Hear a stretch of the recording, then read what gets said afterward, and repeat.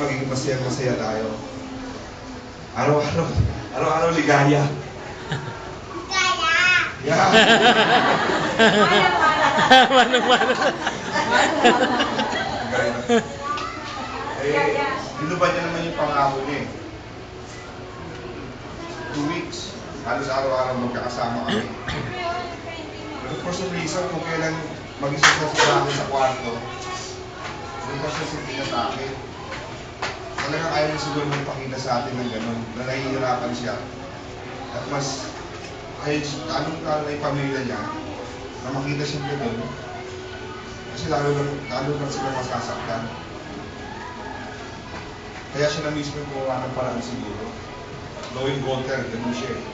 Minsan meron siya marami siyang tinatago. Marami din siyang sinishare. Pero, lahat naman tayo nagkakamali na minsan yung tinatago natin nakakasama sa atin. Minsan naman, kung alin yung dapat, yung nilalabas natin, yun naman ang hindi naman natin dapat ilabas.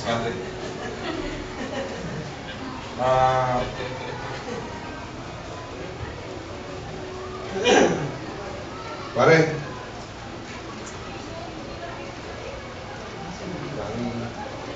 duha ba to? Holy water. Jason, pare. Brad, mathematics. Brad.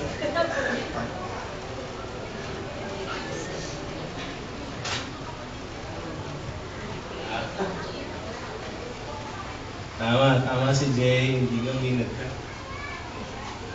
throughout our high school life, hindi kami naging magkaklase. Pero kami naging magkaka-close. Meron kami inatin nung anak ko. Nagsalita yung anak ko about yung friend niya na umanaw din, yan. Pass also. At meron linya yung anak ko na I think it's appropriate na sabihin ko dito. Okay? Sabi ng anak ko, at para rin kay Voltaire, he is a brother from another mother. Yeah, sabi ng anak ko. And that is Voltaire. Kapatid namin yan, na iba nga lang naging nanay. Pero kapatid namin siya.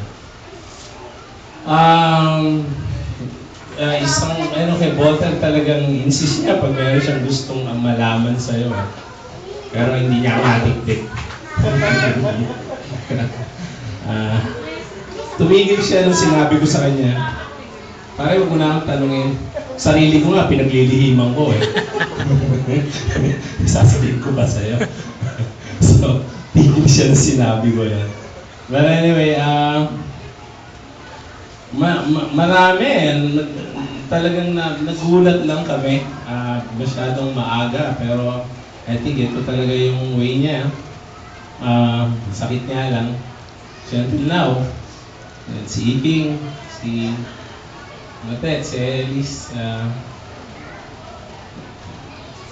talagang mabigat para sa amin kasi alam namin marami pa kayo pagsasamahan eh. Marami pa mga happenings na mangyayari. Nga lang, tama sabi ni Jay, pare till we meet again, pero wag muna ngayon. Pero alam ko, magkikita ulit tayo, magsasama-sama ulit tayo ng grupo namin. So, for the meantime, bantayan mo muna kami, pare. Okay? Yun naman parate. The last time, pare, hindi nang ginawa mo sa amin eh. Binantayan mo kami. Tama nga, true enough. Nagdodrive ako. Sabi niya, hindi ako matutulog, pare, babantayan ko kayo. Naantok na ako mag-drive eh. Natulog si Jane at saka si Ellie, si Matet.